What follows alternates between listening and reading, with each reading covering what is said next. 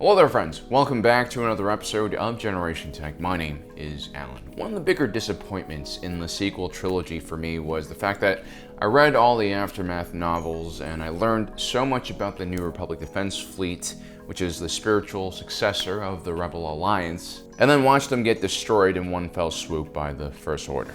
There's a nerdy part of me that really loves machines, vehicles, schematics, designs, and I really wanted to see the New Republic Navy up close and understand how it worked and what its doctrine was and stuff like that.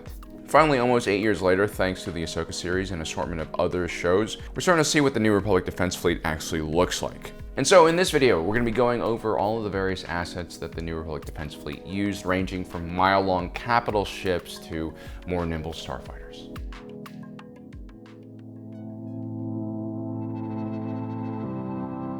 Despite Mon Mothma's military disarmament act, the New Republic Defense Fleet, at least during the Ahsoka series, is still very robust and very large. The Ahsoka series takes place just 4 years after the Galactic Civil War ended. Remember, the Rebels had to quickly ramp up military production in order to match the Empire's 25,000 Imperial-class Star Destroyers. Even after the Battle of Endor, with their focus completely in disarray and their logistical chain shattered, the Empire was still a formidable military presence in almost every sector of the galaxy. And the best way to combat the Empire's robust Imperial-class Star Destroyer was creating a similarly powerful and robust starship that could go toe-to-toe with it. And at the core of the rebellion, and still at the core of the New Republic Navy, is the Mon Calamari cruiser, specifically the MC-80A variant. A great example of this class of ships is the Home One, which we see a few times already in Ahsoka. Every MC-80 slightly varied in design and length, but generally this class of ships was around 1,200 to 1,300 meters, which makes it just a few hundred meters shorter than a Imperial-class Star Destroyer.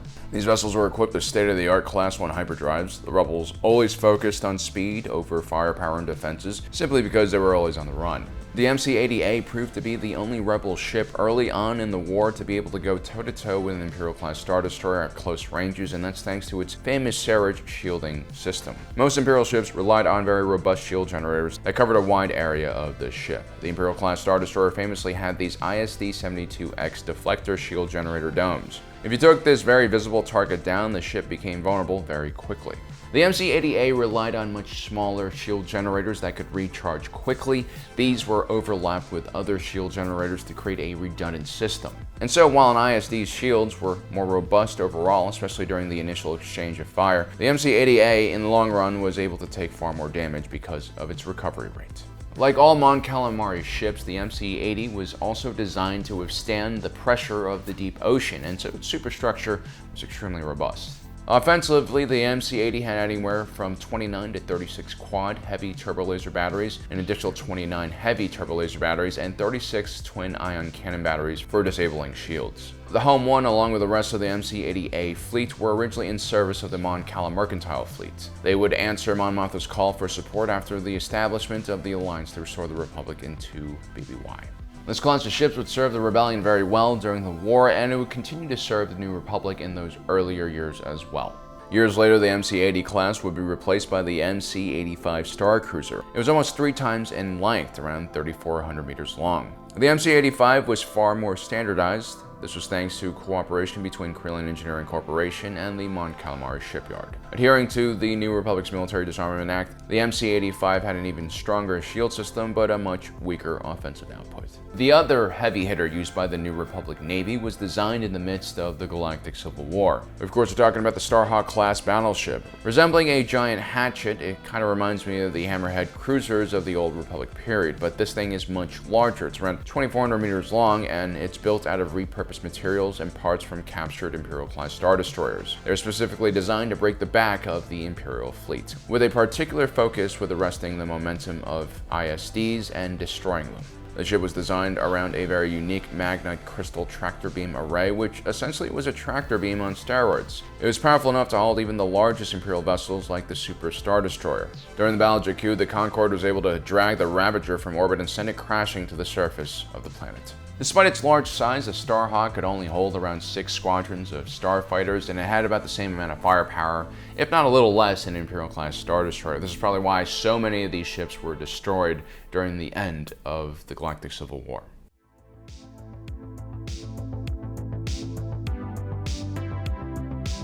Now, one of the cooler ships introduced to us in the Ahsoka series is the Vesper. This is featured in the opening scene, and it's identified as a New Republic cruiser class. We did a pretty thorough video about this ship if you guys want to check that out. But basically, this is a sub 500 meter long vessel with at least 4 different hangar doors that each held 1 squadron of starfighters. This means that this New Republic cruiser can hold almost as many starfighters as the Starhawk could, despite being like 1/5 of its size. As you can see, the New Republic is carrying on the tradition that the Old Republic had of being a carrier force that heavily relied on snub fighters, rather than slugging it out at close ranges with battleships. This keeps your capital ships less exposed to return fire. While these New Republic cruisers lacked much in offensive firepower, it does seem to be well situated to serve as a carrier or a command center for a smaller New Republic task force that are basically the backbone of the New Republic defense fleet. The Empire has concentrated way too much energy and manpower into large and over-the-top designs. This New Republic cruiser represents a shift in New Republic design philosophy that's a bit more pragmatic when it comes to power projection. And this is important when you're not a dictatorship,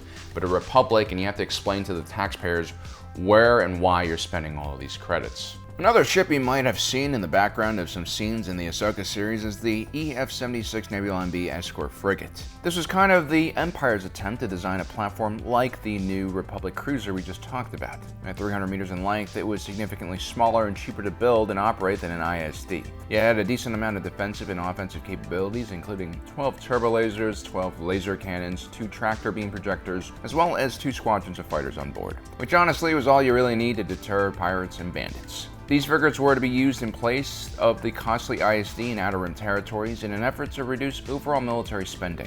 The rebellion ended up stealing many of these ships and using it for their own naval force. It's good to see that in 9 ABY there are several of these ships still in service in the New Republic defense fleet. During the war, they were used not only for offensive actions, the Nebula MB was also used as a mobile hospital for the wounded.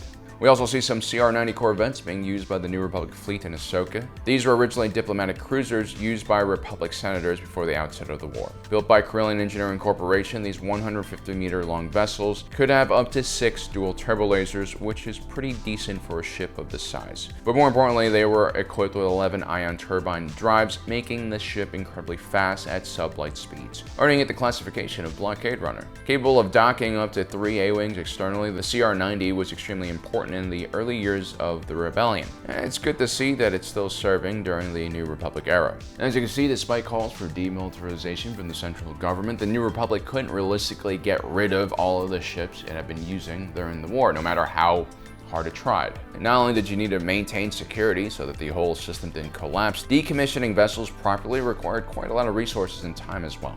Lastly, we have the much maligned MG-100 Star Fortress from Slain and Corporal. It was a heavy bomber that was supposed to fit the New Republic's needs in this category. But these were very slow and cumbersome vessels that could easily be targeted by enemy fighters. They were best suited for uncontested airspace. The MG-100s didn't use torpedoes, but instead relied on a unique bomb magazine that could hold a payload of over 1,000 proton bombs, which were guided onto target by magnets. This was a potent amount of firepower, but the lack of maneuverability and protection on these bombers, combined with the short range of their munitions, made piloting these things a suicide mission.